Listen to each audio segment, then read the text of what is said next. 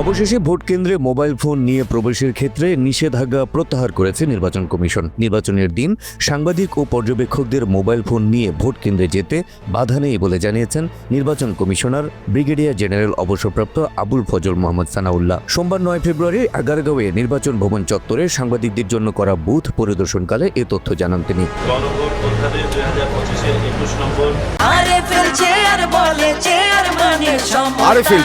ক্ষমতার নয়, সমতার চেয়ার। এর আগে 8 ফেব্রুয়ারি রোববার নির্বাচন কমিশনের সিনিয়র সহকারী সচিব মোহাম্মদ শহীদুল ইসলাম স্বাক্ষরিত একটি নির্দেশনায় বলা হয়েছিল, সংসদ নির্বাচন ও গণভোট উপলক্ষে ভোট কেন্দ্রের দায়িত্বপ্রাপ্ত প্রিজাইডিং অফিসার, পুলিশ ইনচার্জ এবং নির্বাচন সুরক্ষা 2026 অ্যাপ ব্যবহারকারী 2 জন আনসার সদস্য ছাড়া অন্য কেউ মোবাইল ফোন নিয়ে ভোট কেন্দ্রের 400 গজ ব্যাসার্ধের মধ্যে প্রবেশ করতে পারবেন না। চিঠিতে আরও উল্লেখ করা হয়েছিল, ভোটের দিন আইনশৃঙ্খলা ও সুষ্ঠু পরিবেশ বজায় রাখতে এই নির্দেশনা কার্যকর করতে রিটার্নিং কর্মকর্তাদের প্রয়োজনীয় ব্যবস্থা গ্রহণ করতে হবে।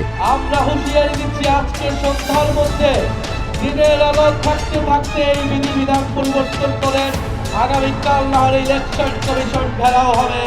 এদিকে নিষেধাজ্ঞা ঘোষণার পর থেকেই নির্বাচন কমিশনের এমন সিদ্ধান্তের তীব্র প্রতিবাদ জানিয়ে আসছিল জামায়াতে ইসলামী বাংলাদেশ, জাতীয় নাগরিক পার্টি এনসিপি সহ বিভিন্ন ব্যক্তি ও সংগঠন। সোমবারের মধ্যে সিদ্ধান্ত পরিবর্তন না হলে মঙ্গলবার ইসি ঘেরাও করার কর্মসূচিও দিয়েছিল জামায়াত ও এনসিপি। তবে ইসির পক্ষ থেকে নিষেধাজ্ঞা প্রত্যাহার করে নেওয়ায় বিষয়টি নিয়ে উত্তেজনার সমাপ্তি হলো।